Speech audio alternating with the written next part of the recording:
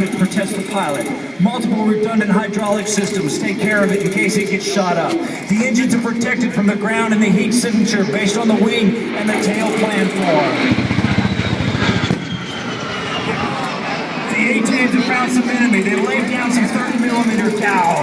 That Avenger cannon, the biggest air cannon, the most effective, the most accurate, and the most skilled pilots in Pointer right here can put those 30mm rounds right on target every time. Armor piercing, they can destroy just about anything in front of them.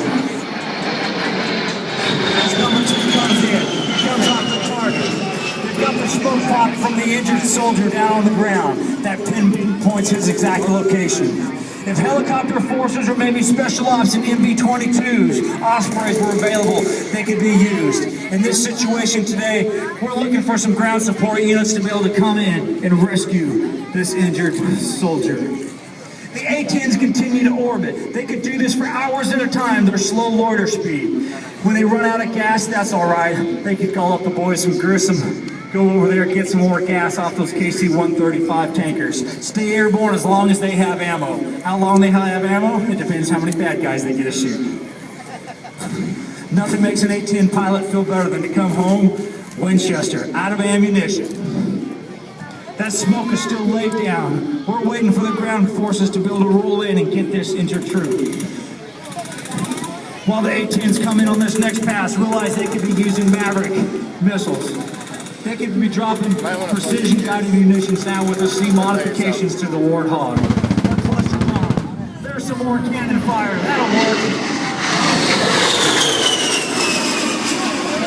Everybody down on the left, you see a great view on the bottom of that airplane. Underneath the canopy is a different color painted area. It makes that airplane look like you can't tell if it's right side up or right side down.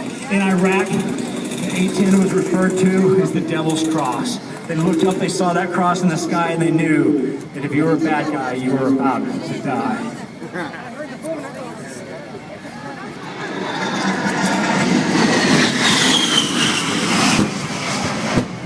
Oh, dropping a little bigger iron. They're apparently taking out some heavier forces that are moving in from the west. They're shooting right now.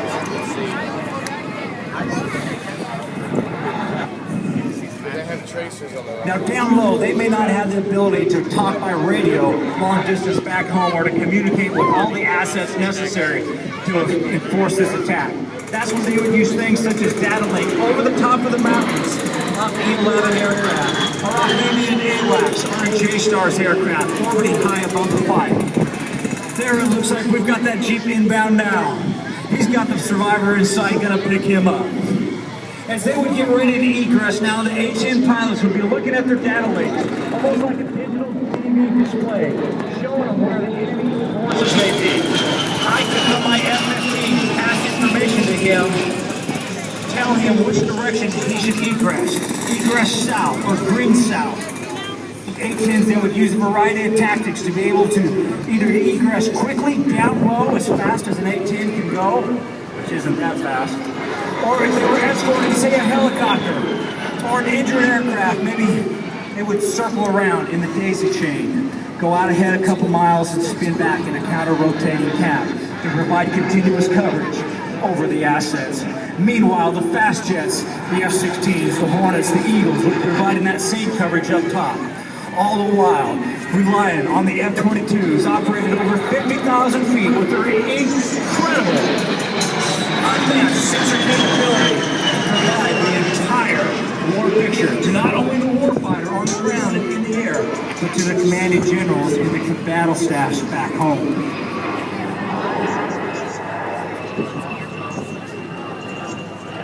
Now realize as you get to see the pilots out here flying, our troop on the ground, just the absolute tip of the spear of what it would take to conduct this mission.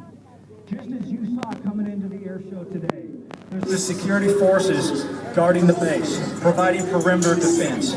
There's the mechanics who will make sure that airplane is 100% ready to fly every time. And when they land completely out of ammo, out of fuel, out of self-protective measures, they can refuel it, reload it in about 25 minutes.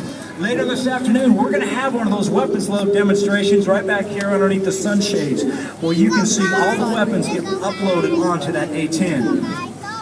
Now another tactic that we have evolved, that's the key to being successful in wars, being able to evolve the tactics, is what we call a show of force.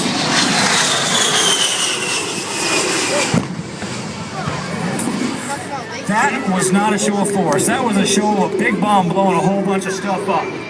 A show of force would be where you would simply fly over the enemy area. The A-10 has such an incredible reputation. It is so lethal that if they simply are there and the enemy knows that they're there, a lot of times the enemy will run like cowards that they are.